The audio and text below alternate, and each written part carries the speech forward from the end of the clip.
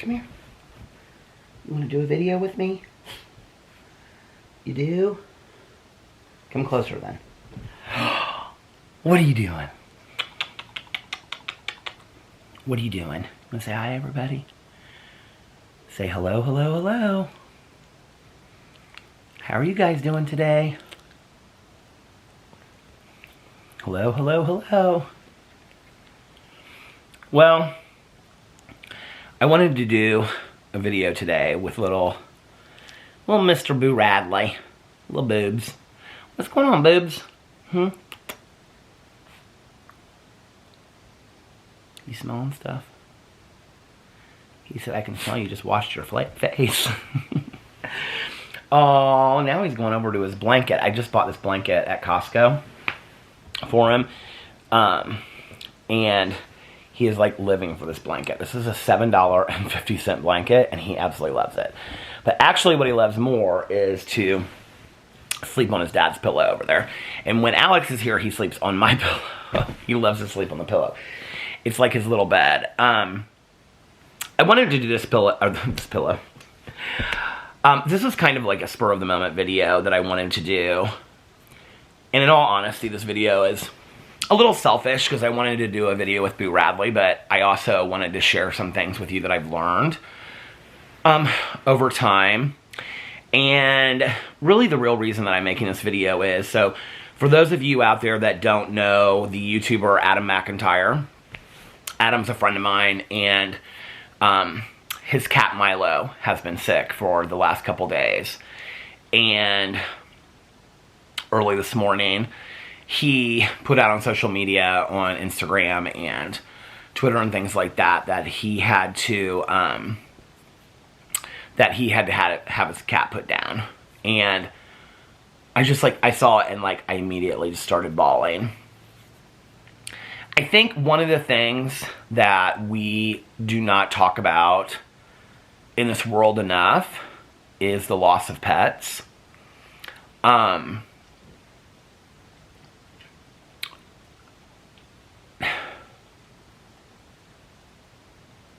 You know, I've said this many times on videos, and I think that people kind of misconstrue sometimes what I say.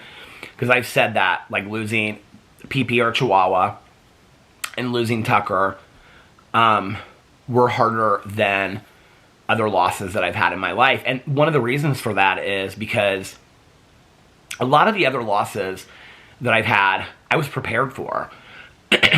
Some people in my life, I've lost a lot of people tragically, very quickly, but most of the people that have been very close to me were sick for a very long time. I was kind of mentally and emotionally prepared for it. Pee-Pee had been sick for a long time, but he was doing great until he wasn't. Tucker, it just kind of came out of nowhere. And I really wasn't prepared for it at all. In all honesty, I didn't really know. Pee-Pee was really, really hard. Tucker, I think, was so hard because it was the two of them were gone. And if you've watched my vlogs for years, you'll know that my fear was always that Boo Radley would be the last one left, because I just didn't think that he would understand it. He wouldn't get it. And he's actually done really well. He's done okay. I think he gets kind of lonely from time to time. When I'm filming videos and stuff during the day, he just kind of wanders around the house. But when Tucker was gone, when Pee-Pee passed away, we still had Tucker and Boo. And so I would film videos, and Tucker would always jump on the chair with me while I was filming my Peterisms videos and stuff like that. And I'd hear their little pitter-patter, and they would run after each other out in the yard, run after each other around the house. They would, lay in bed next to each other and stuff like that. When Tucker passed away, it very much felt like the end of an era. When Alex and I met, so Pee-Pee was a gift from Alex's ex, a birthday gift. And so he brought Pee-Pee into this relationship. So from day one of our relationship, he's like, Dad, why do you have those treats over there? Oh, look, he wants to get on his blanket. Can you guys see? Look, he loves his blanket. Are you going to get in your blanket? He said, I love my blanket. He knew right away. I said, Boo Radley, this is your blanket. And he knew look, he just kind of stands on it. Are you standing on your blanket, honey? He said, no, I'm going to lay down on my blanket. But Alex brought Pee-Pee into our relationship from day one. And then we got Boo and Tucker. And the three of them were just, like, they were... I mean, I joke about this, the term wolf pack, but they were literally like a wolf pack. They really were. Like, they just followed each other around everywhere. And actually, Pee-Pee was like Boo Radley's best friend. Like, Pee-Pee, like, would walk around the yard and Boo Radley would, like, I mean, if Pee-Pee peed somewhere, Boo Radley would pee there. And Boo Radley really kind of, like, I think looked up to Pee-Pee and wanted to be Pee-Pee, you know, as the alpha dog kind of thing, which is so funny because he was so much smaller than them. Pee-Pee and Tucker were really good friends too, and at night, Boo Radley would lay up by us, and Tucker and Pee-Pee would lay down here at the end of the bed, I mean, for hours, and play on toys. Boo Radley's never been a toy player. He doesn't really understand toys. He doesn't really get it. We still have all of their toys over here. Alex the other day was like, I think that we should get rid of some of these toys, and I was like, I just can't. Like, I honestly, I can't. Like, we can box them up, or...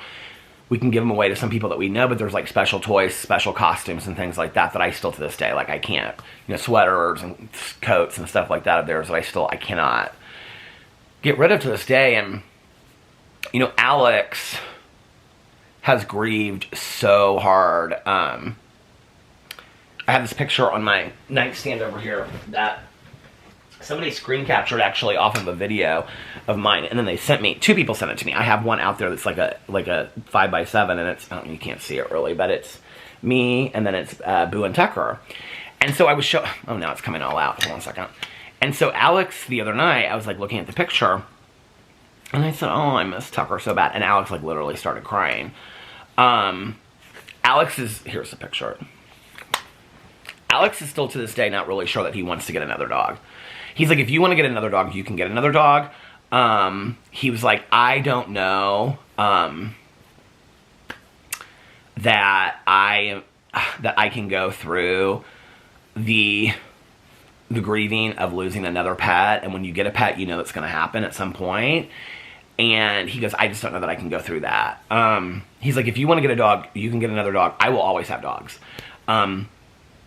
He said, if you want to get another dog, you can get another dog. I will obviously love it, take care of it, help it, but it will be your dog.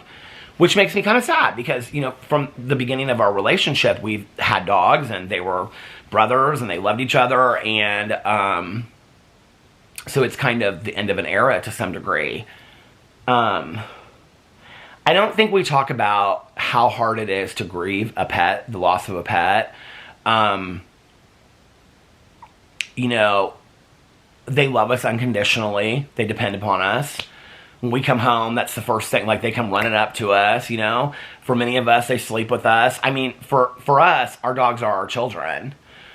A lot of people have asked me, I need a pillow to put my head on. I need a pillow, Mr. Boo Radley. I got these treats over here because I'm going to talk about them in just a second. But a lot of people have asked us if we're going to get another dog. And they've asked us, you know, like... oh, you should get another dog. Like, people say that on YouTube. People in my life say that. A lot of my friends do. So many people say it would be really good for Boo Radley. You know, I think you kind of know your pets the way that you know children in your life. Just like, I know that he doesn't like the beef or the salmon, but he has to have little teeth, or little treats, like training treats, because he doesn't have any teeth. And so we started on the Little Jacks, but he got kind of tired of those. And now he will only eat food that's chicken-based, and he will only eat treats that are chicken-based. He has had some treats, so he might not want to eat these treats, but my cousin got me started on these blue bits. But isn't that so funny that you know those things about your dogs and your cats, right? Like, you know what kind of treats they like. You know, like, how they like them. You know when they like them and things like that. I think he's kind of addicted to these because, in all honesty, like, he'll want to go outside and he'll just read the newspaper, which means, like, smelling everywhere. And then, oh, look at you laying down there next to me. You're being such a good boy. He said, well, I'm a movie star. Don't you know that? You want some treats? You want some treats, honey? These treats, you want some? You have to split them up a little bit. Alex started this because, you want some of those treats, honey? It's kind of cute when he decides to eat the treat. I'm going to put him up here because he won't eat them laying down. Because he starts flipping them around. I'm going to leave those two ones bigger because sometimes he likes to play with them. Don't you? He says, yeah, sometimes I like to play with my treats. I think that was the hardest thing for me seeing Adam's post, is that he posted something when he came home from the vet, and it was Milo's treats on the floor. And he said he didn't even get to eat his last treats. And I was like, oh my God, Adam, I feel so bad for you. I feel like you're going up there to get them treats. Oh, we're going to play with them. Is that what we're going to do? Are we going to play with the treats, buddy? Oh, sneezes. Oh, bless you. Bless you for them sneezes. Oh, I can see another one coming. One of the hardest things for me is, he's over 14 now. Dogs don't live forever, I know. Horrible sneezes. He's got the allergies, too. One of the things I learned when Pee-Pee got sick, so Pee-Pee was diagnosed about 1.5 years before he died. Oh, you gonna play with them? You gonna play with those treats? Come here. Here they are. Look at those treats. They're so fun, aren't they? You gonna play with them? He sometimes picks them up and throws them in the air. Oh, you're just gonna eat them. One of the things I learned when Pee-Pee passed away was, or when Pee-Pee got sick, was to really slow down life. It was a great lesson about life, not just about dogs or pets. I think it was a great lesson just for me about how to live life. It was a great lesson of how to interact with people. But what it did was it really slowed me down. Because if Pee-Pee wanted to walk around the yard for 40 minutes, I would just stand out there while he did it. I focused so much more attention on just, laying in bed and just no music, no YouTube videos, no TV, nothing. Just laying in bed with, Pee-Pee and the other dogs and just laying there with them and being real attentive to them. And we do that every day, don't we, Boo? When we wake up. We wake up and then we spend some time together. And I always sing the song to you. The best part of waking up is Boo Radley in your bed. Yeah. And so I just really learned how to slow down life a little bit. Because I wanted, no matter if we had a week with Pee-Pee left or if we had another 1.5 years like we ended up having, which the vet later told me she never thought he would make it that long, I wanted to just really enjoy and appreciate every single moment that I had with him. And so when Pee-Pee passed away, that was when Alex and I decided that we didn't want to get another dog. We wanted to be the best dog dads that we possibly could be to Boo and Tucker. And I mean, this little guy, he literally waits by the door, and when he can hear the garage door go up and or Alex's car coming down the street, and he goes crazy, he loses it. If you watch my vlog when I'm vlogging when Alex comes home, he does that, right? He freaks out. So a lot of people have asked me if we're going to get another dog. When the time comes, and he is no longer here anymore, I will definitely get another dog. And it will 100% be a rescue. My cousin and my friend Melissa are very involved in rescues. My cousin Caroline actually just rescued a 5-year-old min pin.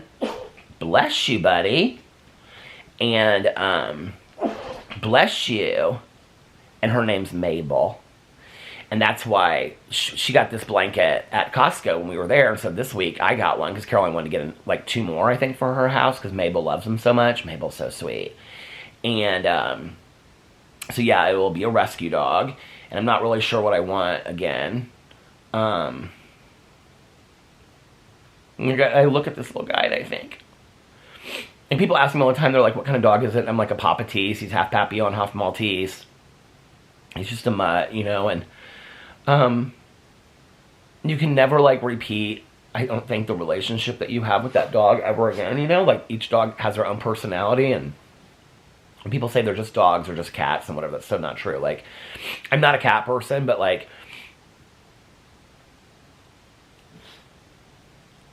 I have so many friends of mine that like are like have cats and love them and stuff like that, and I joke about cats being aliens and all this kind of stuff. But my friends, that I mean, they will talk about their cats and their cat's personality and things like that. I think it's very similar to dogs in some ways. I don't have those relationships with cats because I'm more of a dog person. But you know, each pet is so completely different in their personality. I think.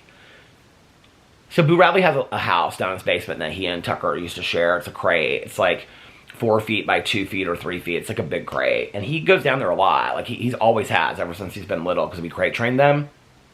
Tucker would always be in the bed with us. And Boo Radley sleeps in the bed with us every single night, and he's up here a lot. He loves to be in the bed, as you can see. He thinks it's his bed. See? Whose bed is this, Boo Radley? He goes, well, of course it's mine. quit even acting like this is your bed. But he goes down to his house because he likes to just like be alone. I think sometimes we feed him down there because he won't eat anywhere else in the house. I mean, treats he'll eat, but like food he won't eat anywhere else in the house. And so he'll go down there and just like hang out in his house for like hours on end. Like sometimes when we're watching TV or when I'm filming or whatever, right? I sometimes, like, Alex leaves the bedroom door open when he goes to sleep, and sometimes Boo Radley will jump down and go down there, because I think it's, like, quieter for him, and it's, like, cooler down there in the summer and warmer in the winter, because it's in the basement. And so I'll have to bring him up here at night when I go to bed. My fear is that I don't know that Boo Radley, I don't know that he would really understand if we brought another dog into the house. So,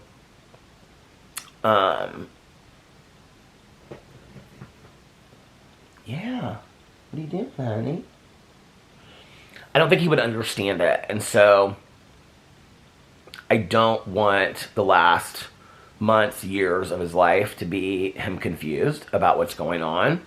And why there's this new dog in the house, and do we not care about him? And I do think that pets read into that stuff. I really, really do. You know, and in our early years of our relationship, Alex and I, like, never fight. I mean, we argue, but we don't ever raise our voices or anything, but that we did in our early relationship, and that's a lot of, like, what we worked on in marriage counseling and things like that. And, like, I can tell you, like, one of the things that got us to stop immediately was that the dogs would just look at us like they didn't like it. You know, they didn't understand what was going on, and they would come and sit real close to us, or they would all leave the room and stuff like that. And that was one of the things that, like, I know it sounds crazy, but it's one of the things that got Alex and I to stop, like, you know, raising our voices at each other and stuff like that, because we didn't want the dogs to be worried about it or uncomfortable or scared or whatever. That was something that stopped very quickly, because we noticed that the dogs were very in tune to that. I think dogs know when you're sad. I think dogs know when you're sick. I think dogs are smarter than we give them credit for. And they have their own personalities, and I think that goes for any pet, you know?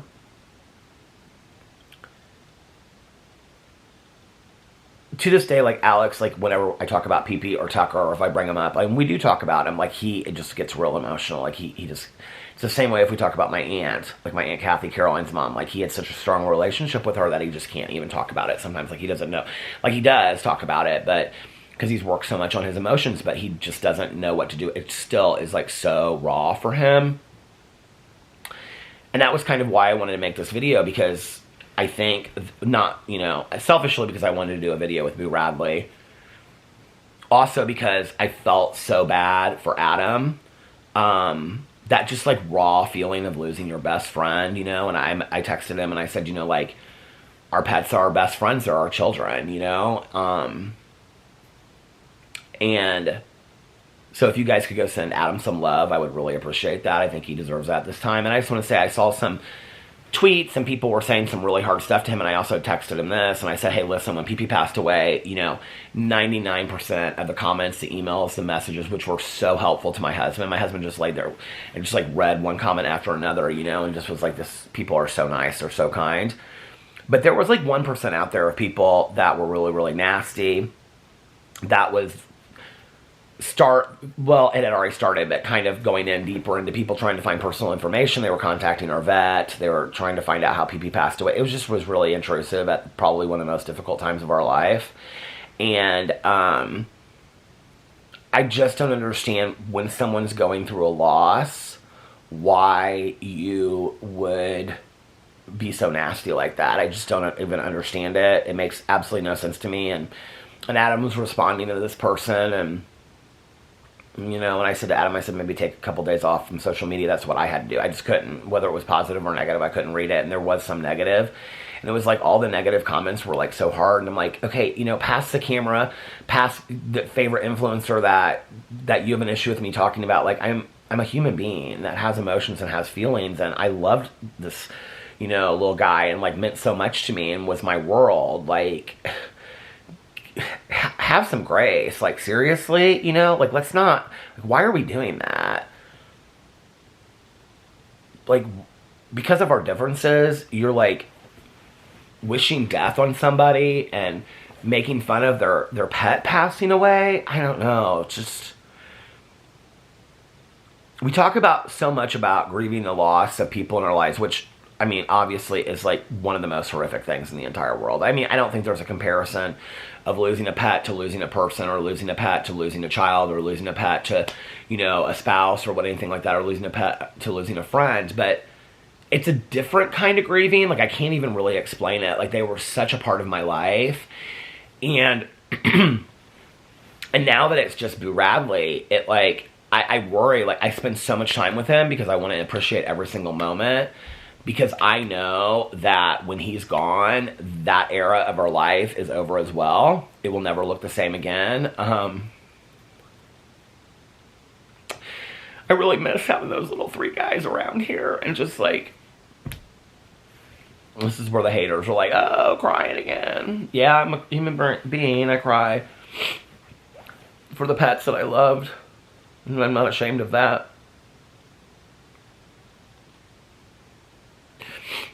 One of the things that was so helpful to me, you know, still to this day, people criticize Alex and I for going to Mexico after Pee passed away. So for those of you that don't know, Pee got really sick around Christmas time and then passed away towards the end of the year, right before that. And we had plans to go to Mexico.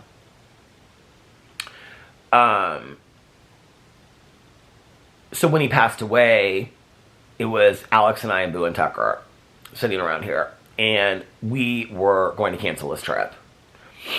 We were just like, I think I was the one that was like the most leaning towards canceling this trip.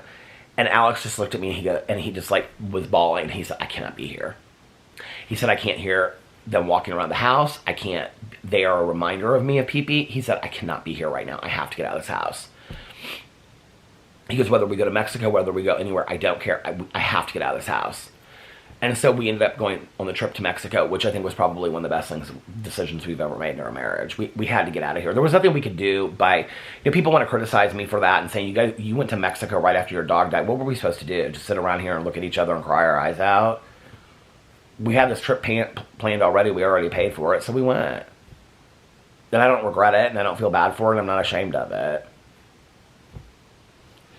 I know when you're an influencer, you're supposed to do everything right. You're not supposed to be led by, and I'm not even an influencer. I think that word is such bullshit. But when you're, you know, on YouTube or whatever, you know, people look up at you and they think like, oh, you know, like, it's whatever. But like, I'm a human being at the end of the day. Everybody's, you know, human to some degree. And it's like, I don't know. I had friends of mine, and this was a really big factor in us deciding to go to Mexico. I had friends of mine who lost their son due to drugs, and I was, you know, close with the whole family, and their son passed, and then the viewing and the funeral, and the day after the funeral, friends of theirs had a house like in the Caribbean somewhere, I can't remember where, but like said, just go stay there for a month. And so they both took a month off of work, and literally the day after the funeral they left and they went and just stayed in the Caribbean for a month just to be together and to grieve and things like that. I think, you know, like I can remember talking to them about it afterwards, and they were like, it was so good for us to reconnect and whatever. Alex and I's grieving process at the beginning was kind of different. You know, he would like read all the supportive messages and just kind of like look at pictures of PP and videos and stuff and cry. I got on YouTube. I've talked a lot about this on my vlog. I got on YouTube and I started looking at, look at his little face, or his little, look at him back there sleeping, little guy. I thought that was his face in the camera, but it's not. He's sleeping the other way. And I do want video of him. I've been taking more videos of him, more pictures and stuff like that, because I want a lot of that when he's not here anymore to remember, because we still watch so many videos of Tucker and PP, look at pictures of them and stuff. Like Alex has a whole video of each of them that he has to Rufus to Soul music, and he'll just like watch the video and just bawl his eyes out. And I think sometimes that's the way to grieve, is just to sit in the moment and sit in the feelings and allow yourself to feel the pain and work through the pain, you know? That same friend of mine really helped me with grieving a lot. And somebody else said to me, you know, because people would say, you need to move on about whatever. And my mom, you know, PP, whatever. And this other friend of mine said to me, whose son had passed away from sudden sniffing death syndrome, and she said to me, I said to her, like, people keep on telling me to move on. This is when my mom passed away, because she came to the funeral and stuff, and she's so sweet. And I called her up, because people were telling me, like, I was still so numb, like, I didn't even know how to grieve my mom. I didn't even know what that meant. And so many people were like, you need to move on, you need to move on, you need to move on, whatever, you know. And I called her up, I said, what do you say to that? And she goes, we don't ever move on. We move through the pain, but we forever carry the memories of those people with us. And that's what I try to do today, is to honor the memories, you know? It's hard. It's really, really hard losing a pet. And one of the things I did when we were in Cancun is I started looking up all these YouTube videos of, like, from vets and psychics and stuff of, like, well, what's afterlife like for pets? Or what's heaven like for pets? Or what happens to pets when they pass away? And I remember reading or watching this video from a vet, and it helped me so much, and that's the reason I'm sharing it, is this vet said,